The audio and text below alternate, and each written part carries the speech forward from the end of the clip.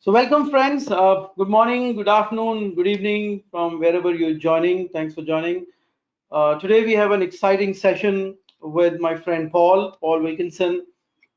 You have probably seen him on the social media a lot. He's a very active and avid follower and user of social media. Today, we're going to talk about various aspects in the digital transformation and service management transformation in an organization. And I'll be asking Paul a series of questions based on our experience and based on what some of you had put into the question pack.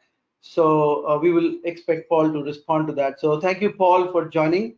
A little bit on Paul. Paul has been working with Gaming Works for the last 18 years.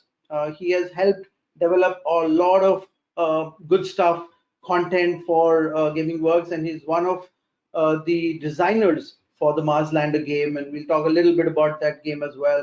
And that has a very, very direct impact and effect on the service management that we talk about. He's also a very senior speaker. He's spent a lot of effort on speaking on ITSMF and various forums. And also on a nice note, he's also been a cartoonist and used a lot of his creative self into following those images for the rest of us to really cherish. So thank you, Paul, for your time and welcome to this Thank you session. for inviting me. Thank you for Okay. inviting me. I'm looking forward to hearing the questions. Yeah, thank you, Paul. I have one more question, Paul. This is on Kanban, which is again part of the whole value stream and lean and stuff. How can we visualize our work using Kanban, and how do we increase the flow of work? So we talked about flow, but so just to repeat, how can we visualize our work, and how can we increase the flow of work? That's a great question as well. It's something that's always amazed me in the last couple of years. What you see happening is people going on to Agile, Scrum, and DevOps type training and learning about Kanban. And they come back with a wonderful board to do, doing, done, sort of Kanban. They're experts. They now know how to build a Kanban board. Now, we often give teams this in the Mars Lander simulation. Here's a board to do, doing, done. Fill it in, play the work. And they play the work and suddenly things go horribly wrong. Why do things go horribly wrong? A Kanban is a form of a visual management board. That's what you've got to remember. It's a visual management system, and a visual management system has to be able to answer certain questions, such as, what are our goals? What does value look like? How much work have we been given? Which work contributes to the value? Who's currently working on what? Who is now filled up that they can't do anything else? If they're filled up, what are they filled up with? How much time are they wasting?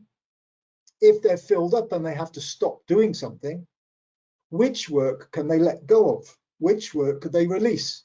Now, these are all questions that we teach the team in the game to say that's what you need to now build into the visual management board. You have to have a board that answers those questions. What are the goals? Put it on the board. What work have we got? Put it on the board. Value creating work, value leakage work, improvement work. Who's working on what? Put it on the board. Which role in the team is working on which project? Who's filled up? Put the capacity of each person on the board so you know how many hours they've got to spend this month on this. Okay, how much hours are already used up? 80% is used up on these projects. Where's the other 20% then? Oh, that's wasted work, that's rework, that's manual work. Okay, so put it on the board then. Also visualize how much of it is wasted work.